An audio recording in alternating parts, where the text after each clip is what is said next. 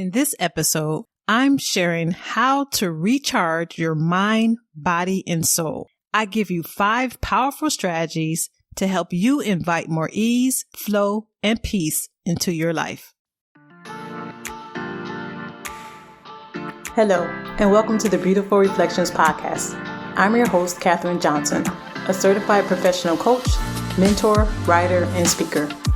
I help professional women gain the clarity, confidence, and courage to pursue their bigger purpose and vision so that they can have fulfillment and thrive in their careers. I believe there is beauty in our voices, beauty in our stories, and beauty in our journeys. There is power in community, connection, and deep, meaningful conversation, which is why me and my guests are here to share our stories, experiences, lessons, and learning to inspire you as you walk the path and step into your next level. We go deep, sharing beautiful reflections of what this personal growth journey looks like in real, living color. This journey of pursuing our purpose and vision as we continue to evolve. It is my mission to empower you to believe in your power, to embrace your own uniqueness, and to be the best version of you. I want to see you thrive purposefully. Now on to the episode for today. Hello, and welcome to the Beautiful Reflections podcast. It's me, your host, Katherine Johnson. Today's episode is all about how to recharge. Now, you may hear my cat in the background. She has decided to recharge herself by taking a nap right next to me. So if you hear some snoring or some loud noises, that's her taking her recharge right now as I do my podcast recording. So let's get right to it now. If you're like me, you're a very busy woman. You have what seems like a never-ending to-do list, and you're doing a lot as you focus on being productive to have the success that you desire. But are you struggling to balance it all? Do you often feel depleted, empty, or overwhelmed? Does this show up as anxiety, stress, and frustration?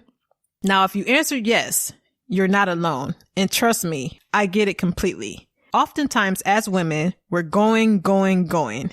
And we're doing. So much so that we barely take any time for ourselves. We're constantly giving of ourselves to everyone. And after a while, we end up out of balance.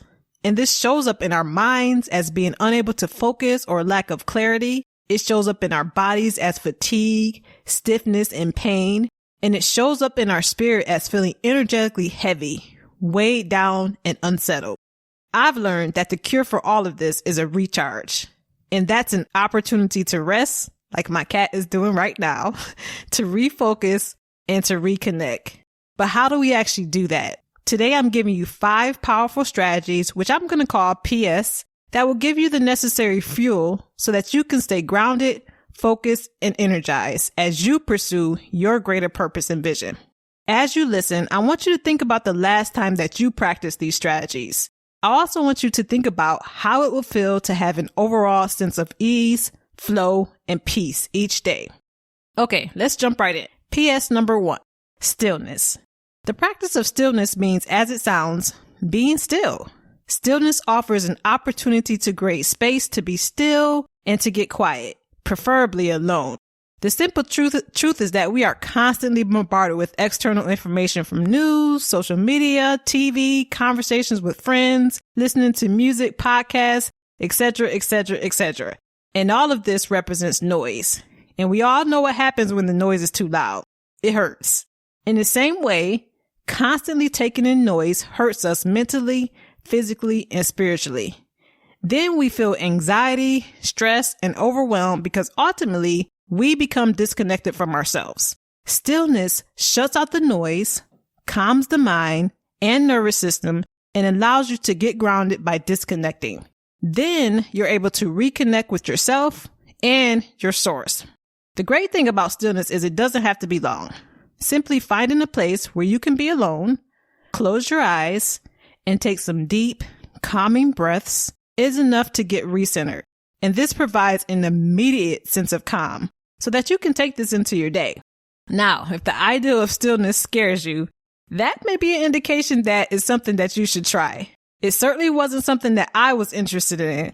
I mean, sit alone, quietly, for what? Like, who does that? But let me tell you, it has become one of my favorite practices because it works. and I feel the benefits immediately.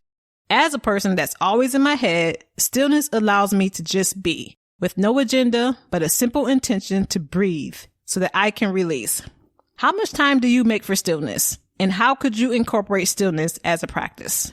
PS number 2 is connection.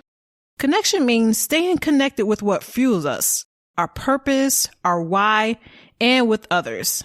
When we're disconnected from our purpose or what we're doing, we lack fulfillment. When we're disconnected from our why or reason for doing what we're doing or the work that we're doing, we lack focus and motivation. When we're disconnected from others in the form of community and support, we feel alone. All of this increases anxiety, stress, and frustration. So cultivating a deeper connection with our purpose, our why, and with others gives us the fuel that we need to keep moving forward on this journey. With this connection, we gain clarity, which creates ease and flow because now we know what we're here to do, why we're doing it, and we have a community for support. But how do we reconnect with our purpose, our why, and with others? The most important thing that you can do is to get clear. Get clear about your purpose so that you can pursue what you really want to do. Get clear about your why. What's your bigger why for doing the work that you do? And get clear about what support you need so that you can find your community or a tribe. With this deeper sense of connection, you gain clarity, focus, motivation, and support as you pursue your greater purpose and vision. In what ways could you connect more deeply with your purpose, your why, and with others? PS number 3 is movement. This means get moving so that you can recharge and release those stuck emotions and that stagnant energy. Often, what's going on in our body is closely linked to what's going on in our minds. When we are stiff and inflexible in our body, we will see this inflexibility in our thoughts, how we're living, and how we're being. Movement in the form of exercise, stretching, walking, yoga, dance, it all affects us mentally, physically, and spiritually.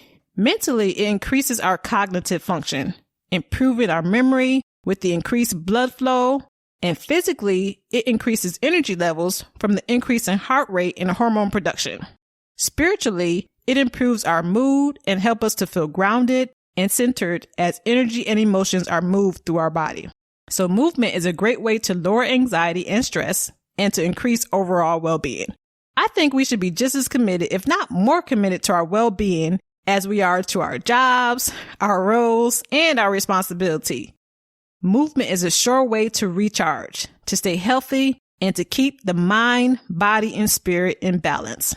So take your pick and find a way to incorporate movement into your day for optimal well-being. PS number 4, one of my favorites, reflection. Reflection offers an opportunity to gain clarity, peace of mind, and to heal. Through reflection, we give ourselves an opportunity to move from our head space and reconnect with our heart space. This means we can get out of our heads where we're constantly analyzing, overthinking, and processing to connect with our heart, what truly matters, what we need, and what we want. Often, we know that we feel stressed, overwhelmed, and frustrated, but we don't always take the time to understand why we're feeling that way. Through reflection, we gain awareness and clarity, which actually allows us to make a shift. Now, if you've been listening to the podcast episodes, you know that I talk about self-reflection a lot. And as I mentioned, it's one of my favorite go-to practices. I'm very analytical and I'm always thinking and processing. This means I'm always in my head, but just being in my head doesn't allow me to get to the root of what's going on because I can go back and forth all day long and never come to a decision. But when I make time for self-reflection, usually through writing, journaling, or even through inspiration from others, it always gives me the answers or the clarity I need to actually make a decision that will move me forward. It also allows me to connect with my heart. Not what I'm telling myself is a problem, but what's really important in the matter. Self-reflection doesn't have to be a drawn-out process, and there's really no right or wrong way to do it. It can be whatever length of time that's necessary for you to get to a place of peace and understanding. Sometimes my self-reflection is unloading my thoughts on paper, and other times it's asking specific questions and journaling my answers. Whatever method you choose, try self-reflection to get to the heart of what's going on so that you can gain clarity and invite more ease and flow into your life. PS number 5, fun. Create more joy through fun and play. One of the best ways to recharge your mind, body, and soul is to have fun. Like, when was the last time you laughed so hard that your belly hurt? When was the last time that you had childlike fun? When was the last time you did something out of the ordinary just for the fun of it? If your answer wasn't today or yesterday, it's time for more fun. As adults, and in our quest to be responsible and productive, we often devalue the importance of fun and play. We save it for later when, and we don't give ourselves permission to have fun just because. Most times we think we need a reason to have fun, an event, a celebration, or a special occasion. But I've been rethinking this whole notion and shifting how I view fun and play. There's such a magnetic and contagious energy from having fun. Having fun gives us an energy boost, it raises our vibe, and it increases our feel-good emotions. We can actually use the high energy from fun to fuel our work, our days, and our satisfaction. Now, admittedly, this is something that's a work in progress for me because I tend to save fun for after I've been productive, after I've done the 100 things, after this and after that. I'm learning that I get to prioritize fun, and it's absolutely critical to recharge my mind, body, and soul. So I want to challenge you to do that one thing you've been putting off that's fun and exciting, and find a way to prioritize fun to create more joy in your life. Now, I've given you 5 powerful strategies. Consider how much of these practices currently exist in your life. Think about how often you feel anxiety, stressed out, and overwhelmed. How much balance do you have mentally, physically, and spiritually? Then I want you to determine how you implement at least one of these practices daily and use these practices often to recharge your mind, body, and soul and give yourself the fuel to stay grounded, focused, and energized so that you can have more ease, flow, and peace as you pursue your greater purpose and vision. And if you're looking for a way to recharge with me, see the link in the show notes for a special invitation. I know that you have many podcast listening options. I want to thank you for taking the time to listen and for your continued support. If you're enjoying the podcast, it would mean so much to me if you would take a few minutes and leave a rating and a review. Also, spread the love by sharing the podcast with someone you know. Be sure to connect with me on Instagram and LinkedIn at Katherine N Johnson. Use the hashtags Katherine N Johnson and Beautiful Reflections Podcast on Instagram and share how the podcast is supporting your journey. Until next time.